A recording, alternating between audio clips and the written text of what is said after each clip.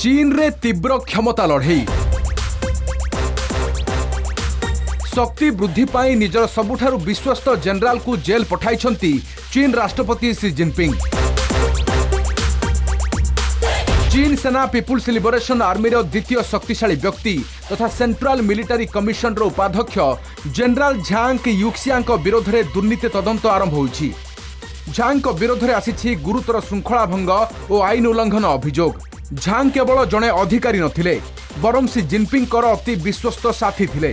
तांको सहित जनरल लिउ जेनली एवं केतेक बड़ नेतांकु पदरु मध्य हटा जाइछि।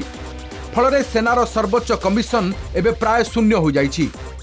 गत अक्टोबर मासरे रॉकेट फोर्स दुर्नीति अभियोग रे 9 जन वरिष्ठ जनरल को एका सांगरे चाकरी बहिष्कार करी गिरफ करा जाइथिला।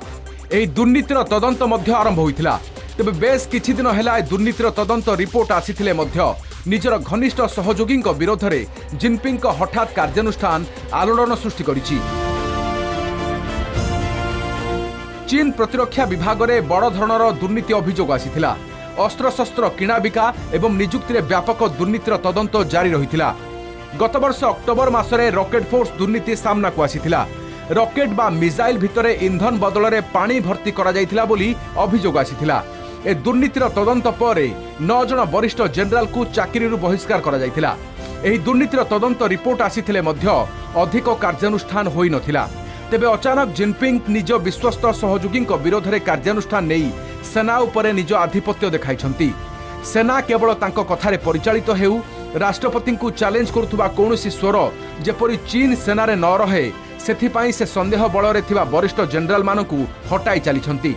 ए पर्यंत चीन सेनारू प्राय 50% वरिष्ठ अधिकारी को पदरू हटाई दियागलानी।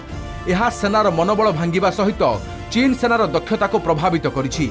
चीन सेनार सेंट्रल कमिशन एबे प्राय खाली हो जाइछि। अभिज्ञ अधिकारी माने हटि सारिथिबा बेले अनभिज्ञता जोगु युद्ध क्षेत्र में चीन रो दक्षता कमी जाई पारे।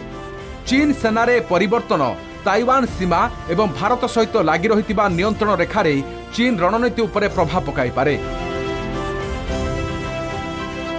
सबुठारु विश्वस्त सहयोगी को तदंत परिसर को आनी जिनपिंग कड़ा वार्ता देइछंती। दुर्नीति हेउ बा अन्य कोनोसी कारण केही मध्य नियमर ऊर्ध्वरे नुहंती बोली स्पष्ट करिसंती जिनपिंग। ए घटना को 1960 दशकर माओ जेदेंक कठोर शासन काल सहित तुलना करा जाउछि।